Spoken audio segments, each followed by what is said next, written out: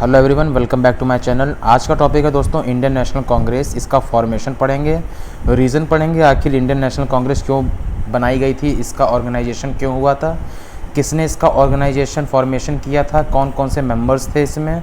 साथ ही में इसमें कुछ कॉन्स्पिरेसी थ्योरीज़ भी इन्वॉल्व हैं कि ये जानने के लिए कि ये जो इंडियन नेशनल कांग्रेस थी ये किसी एक ब्रिटिशर्स की एक टेक्निक थी जिससे एक्सट्रीमिस्ट और मॉडरेट्स के बीच में एक गैप क्रिएट हो पाए। वो मैं आपको अगर एक्सट्रीमिस्ट और मॉडरेट्स का अगर वीडियो देखना है तो आप लोग प्लेलिस्ट में जाकर एक्सट्रीमिस्ट वर्सेस कांग्रेस का पूरा वीडियो है दोस्तों, 15 से 16 मिनट का, वो देखिए। फिर उसके बाद आके इस वाले वीडियो को देखिएगा।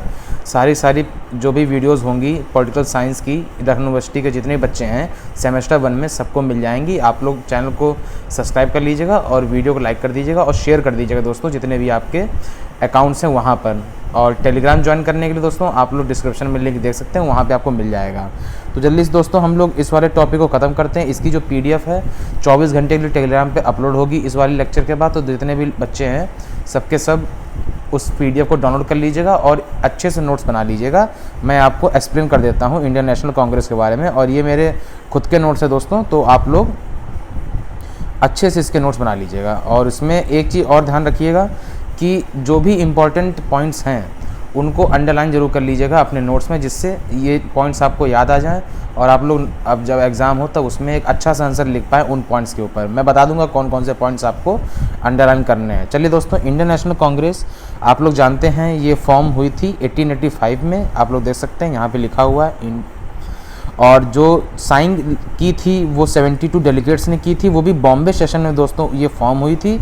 और जो कॉलेज था वो था गोकुलदास तेजपाल संस्कृत कॉलेज मुंबई में, ठीक है। तो ये दोस्तों डेट है 28 दिसंबर 1885। उसका दोस्तों ये एक छोटा सा ओवरव्यू है, इस पर बात हम लोग नहीं करेंगे। सबसे पहले हम लोग आएंगे फाउंडर ऑफ इंडियन नेशनल कांग्रेस। जैसा कि मैंने बताया दोस्तों, फाउंडर ऑफ इंडियन नेशनल कांग्रेस थे ए.ओ. ह्यूम। इनका फुल फॉर्म था एलन ऑक्टेवियन ह्यूम। तो इनने दोस्तों इंडियन नेशनल कांग्रेस का फॉर्मेशन किया था, ठीक है। साथ ही में दोस्तों इसमें उनके बारे में भी मैंने इन्फॉर्मेशन ऐड की है। अगर आप लोग जैसे 15 नंबर क्वेश्चन आता है तो उसमें एक्स्ट्रा ये लिख सकते हैं कि जो ए.ओ. ह्यूम थे वो पॉलिटिकल रिफॉर्मर थे, ऑर्निथोलॉजिस्ट थे दोस्तों। बर्ड्स की जो लोग स्टडी करते हैं उनको ऑर्निथोलॉजिस्ट कहते हैं, और बॉटनिस्ट तो आप लोग जानते हैं जो लोग स्टडी ऑफ प्लांट्स वो करते हैं तो उनको बॉटनिस्ट कहा जाता है। और इनने सिविल सर्विस की परीक्षा दोस्तों ये क्लियर की थी। उस समय इसको इंडियन सिविल सर्विस कहा जाता था दोस्तों, इंडियन एडमिनिस्ट्रेटिव सर्विस नहीं कहा जाता था। ये चीज़ मैं आगे चल के कवर करूँगा। और जब लॉर्ड लिट्टन दोस्तों, जब गवर्नर जनरल जो उस समय थे जब इंडियन नेशनल कांग्रेस बनी थी, तब लॉर्ड लिट्टन थे दोस्तों गवर्नर जनरल। और जैसे ही इनका एंड रूल हुआ था उसके बाद ही ए.ओ. ह्यूम ने इंडियन नेशनल कांग्रेस बना दी थी, ठीक है। अब हम लोग दोस्तों बात करने वाले हैं reasons for establishment of Indian National Congress. आखिर रीज़न क्या था दोस्तों, ये जो इंडियन नेशनल कांग्रेस बनाई गई थी इसके रीज़न भी दोस्तों थे, तो वो हम लोग उस पर बात कर लेते हैं। तो रीज़न से बात करने से पहले हम लोग उनके ऑब्जेक्टिव्स की, आखिर ऑब्जेक्टिव्स क्या थे इंडियन नेशनल कांग्रेस को फॉर्म करने के लिए, क्योंकि उनके ऑब्जेक्टिव्स में ही उनका रीज़न छुपा होता है। तो यहाँ पे दोस्तों हम लोग पढ़ लेते हैं कि सबसे पहले तो ये जितने भी नेशनलिस्ट पॉलिटिकल एक्टिविस्ट थे, जैसे कि जितने भी इलाइट ग्रुप के, जैसे राजा राम मोहन रॉय रहे थे, और बाद में दोस्तों स्वामी विवेकानंद आ गए थे, और भी जितने मॉडरेट्स थे एक्सट्रीम, जैसे लाला लाजपत राय थे, लाला लाजपत राय, और फिर मुखर्जी बंगाल से, जितने भी मुखर्जी थे, रविंद्रनाथ टैगोर बंगाल से थे, सुरेंद्रनाथ बनर्जी बंगाल से थे, और बाल गंगाधर तिलक की बात की जाए दोस्तों तो वो महाराष्ट्र से बिलोंग करते थे। तो इन सबको साथ में मिलाने की, डिफरेंट कंट्रीज़ रीजन को जोड़ने के लिए एक political party, national political party एक बनाई गई थी जिसका नाम था इंडियन नेशनल कांग्रेस। क्योंकि 1885 से पहले दोस्तों जितनी भी पार्टीज़ थीं वो सारी रीजनल पार्टीज़ थीं। फॉर एग्ज़ाम्पल जैसे आप लोगों ने नाम सुना होगा इंडिया लीग, और सुना होगा बंगाल इंडिया एसोसिएशन। ये सब पार्टीज़ दोस्तों रीजनल थी, ठीक है। जैसे कि बंगाल, जैसे ईस्ट इंडिया एसोसिएशन था दोस्तों, वो दादा भाई नौरोजी की पार्टी थी, तो वो लिमिटेड थी महाराष्ट्र तक। तो ऐसे करके दोस्तों सारी रीजनल पार्टी, जैसे 1857 में जो वॉर हुआ था, सिपाही म्यूटनी हुई थी, उसमें लक्ष्मीबाई थी और तांत्या तोपे थे, नाना शाही थे, नाना शाही कानपुर से थे, लक्ष्मीबाई झांसी से थी, और जैसे बेगम हज़रत महल ये लखनऊ से थी। तो जो ये वॉर था दोस्तों, ये रीजनल वॉर रह गया था 1857 में, जिसकी वजह से दोस्तों हम लोग को डिफीट देखने को मिली थी इंडियन वर्सेस ब्रिटिशर्स के बीच में, क्योंकि एक नेशनल पार्टी उस समय नहीं थी, एक नेशनल आइडियोलॉजी नहीं थी, सब लोग अपने अपने इंटरेस्ट के लिए लड़ रहे थे उस समय, ठीक है। इसीलिए दोस्तों एक पॉलिटिकल पार्टी का निर्माण किया गया, एक नेशनल पॉलिटिकल पार्टी जिसका नाम था इंडियन नेशनल कांग्रेस। तो दोस्तों एक तो रीज़न पहला ये था, और एक नेशनल यूनिटी की सेंस मतलब कि फीलिंग लाने के लिए दोस्तों, जिसमें कास्ट, रिलीजन और प्रोविंस ये सारी चीज़ें मायने नहीं रखती, मायने रखता है कि हम लोग इंडियन हैं। ये एक रीजनल आइडेंटिटी को हटाने के लिए और नेशनलिस्ट आइडेंटिटी बनाने के लिए दोस्तों, एक सेंस कि हमारा देश एक है और हम सब एक हैं, वो एक सेंस क्रिएट करने के लिए पार्टी का निर्माण हुआ था। और डिमांड्स पूरा करने के लिए दोस्तों हुआ था, कॉमन डिमांड्स जितनी भी थी। और पब्लिक ओपिनियन दोस्तों, कि नेशन का पब्लिक ओपिनियन क्या है, कि ब्रिटिश के ख़िलाफ़ लड़ना, एक सिंगल ओपिनियन सबके दिमाग में लाने के लिए कि भाई असली दुश्मन जो हम लोग के देश के हैं वो हम लोग से अलग कास्ट के, अलग जाति के नहीं हैं, वो हैं सब एक ही, हम सब एक ही हैं। और जो फॉरेन पावर आई है इस देश में उसी ने सब बेड़ा गर्क कर रखा है, इनको भगाओ सबसे पहले। ये एक पब्लिक ओपिनियन क्रिएट करने के लिए, एंटी कॉलोनियल फ़िलॉसफी क्रिएट करने के लिए, मतलब एंटी कॉलोनियल मतलब कि कोई कॉलोनी नहीं किसी की होगी। जैसे आप लोग जानते हैं कि इंडिया कॉलोनी बन चुकी थी ब्रिटिशर्स की 1858 के बाद से, पूरा ब्रिटिश क्राउन का कंट्रोल हो गया था। तो उस कॉलोनी टाइप की जो आइडियोलॉजी थी, जैसे अमेरिका भी एक समय पे कॉलोनी रहा था ब्रिटिशर्स का, तो ये सब कॉलोनी के ख़िलाफ़, एंटी कॉलोनियल रूल के ख़िलाफ़ थे। और ये सब दोस्तों हम लोग देख सकते हैं, ये कुछ ऑब्जेक्टिव्स थे। अब फीचर्स दोस्तों हम लोग बता देते हैं। जो ऑब्जेक्टिव्स में दोस्तों आपका रीज़न भी कवर हो गया, आप लोग ये पॉइंट बना के लिख सकते हैं, बहुत अच्छे पॉइंट्स हैं दोस्तों। ये सब आपको नोट्स मिल जाएंगे हमारे टेलीग्राम चैनल पर, आप लोग ज्वाइन कर लीजिएगा। डिस्क्रिप्शन और अबाउट सेक्शन में आपको लिंक मिल जाएगा।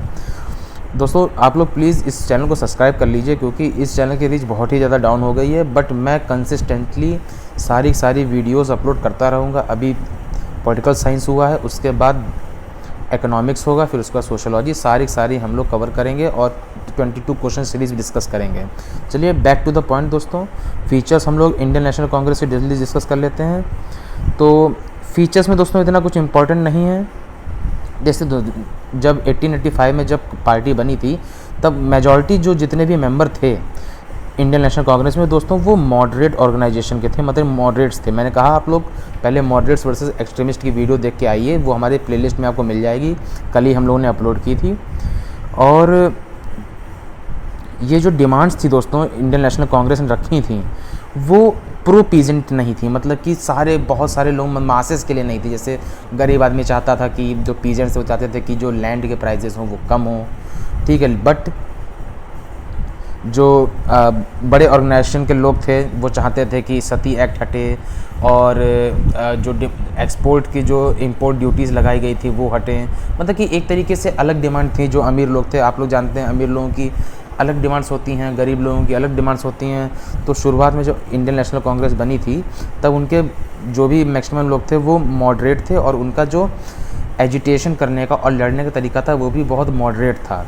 तभी उनको कहा गया है पॉलिटिक्स ऑफ मैडनिंग कैंसी। दोस्तों ये एक वर्ड है जो कि काफ़ी ज़्यादा पॉपुलर हुआ था उस समय, कि मॉडरेट, बहुत ही सीधी सादी, मतलब कि वो एक तरीके की आइडियोलॉजी लेके लड़ना, मतलब कि इनको ये कह के जो एक्सट्रीमिस्ट थे वो चढ़ाया करते थे या उनको मॉक किया करते थे, ठीक है दोस्तों। चलिए नीचे आते हैं।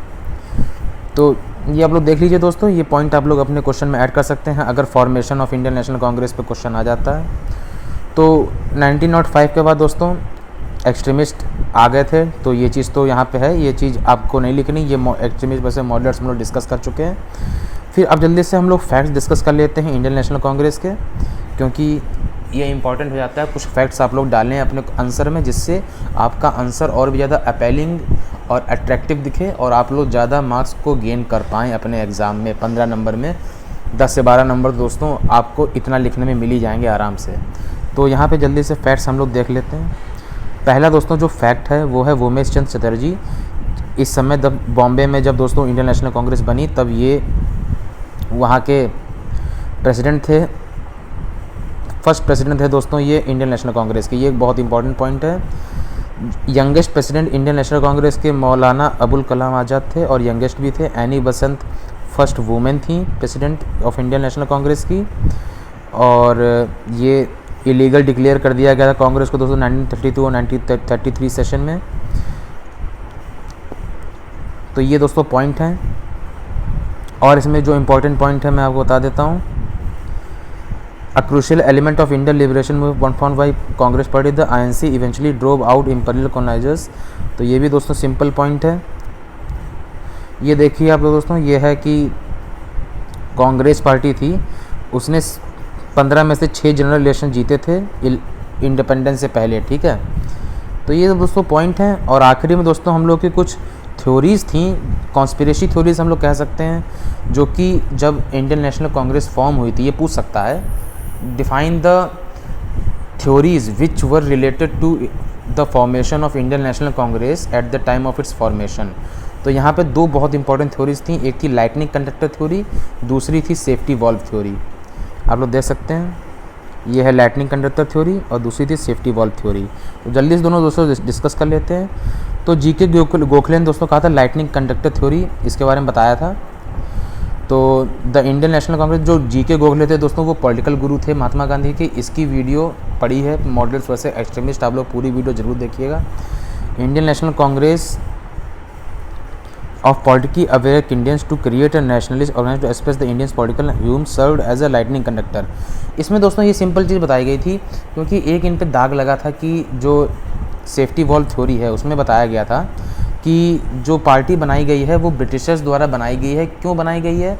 क्योंकि जिससे जो आप कह सकते हैं रेवोल्यूशनरी जो आग थी दोस्तों, वो कुछ बड़ा करने की, उसको कम करने के लिए दोस्तों ये जो ऑर्गेनाइजेशन बनाई गई थी। क्योंकि इसमें पढ़े लिखे लोग थे, उनको बहुत से लोगों को ऐसा लगता था कि ये फॉर्मेशन अंग्रेज़ों ने ही बना के दिया है, मतलब कि इंडियन नेशनल कांग्रेस अंग्रेज़ों की ही बनाई गई थी। उन लोगों ने ये जानबूझ से क्रिएट करवाई ए.ओ. ह्यूम ने, क्योंकि इससे वो लोग जो आवाज़, यंग जो यूथ था उसकी आवाज़, जो एजुकेटेड इंडियंस थे, वुमेन थी, इन सब की जो आवाज़ उठ रही थी, उनको थोड़ा मॉडरेट करने के लिए ये जो इंडियन नेशनल कांग्रेस का फॉर्मेशन हुआ था, इसीलिए हुआ था। Lightning conductor theory GK Gokhale ने दी थी। इसमें क्या हुआ था कि उनने बताया था कि जो सेफ्टी वॉल्व थ्योरी दी गई है वो काफ़ी निगेटिव है अप्रोच में, और ऐसा भी हो सकता है जो ए.ओ. ह्यूम थे उन लोगों ने एक लाइटनिंग कंडक्टर का एक तरीके से काम किया कि उनको और ज़्यादा स्पीड प्रदान की, उनको और ज़्यादा ताकत प्रदान की कि इंडियन नेशनल कांग्रेस इतने बड़े स्तर पे बन पाई सिर्फ और सिर्फ ए.ओ. ह्यूम की वजह से। ये इनने एक कॉन्स्पिरेसी थ्योरी दी थी जिसका कोई भी एक ट्रू सोर्स नहीं है। तो ये दोनों थ्योरी दोस्तों पूछी जा सकती हैं, ये काफ़ी इंपॉर्टेंट है, यूपीएससी में भी, गवर्नमेंट एग्जाम्स में भी पूछी जाती है, साथ ही में ये आपके एग्ज़ाम में भी पूछी जाएगी। ठीक है दोस्तों, तो ये था आज का पूरा लेक्चर। उम्मीद करता हूँ दोस्तों आपको ये लेक्चर समझ आया होगा।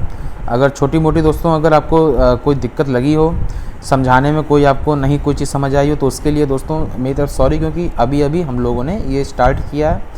धीमे धीमे दोस्तों जो भी समझाने वाला पोर्शन है वो इम्प्रूव करूँगा, और आगे चल के दोस्तों और भी अच्छे से आपको चीज़ों को समझा पाऊँगा।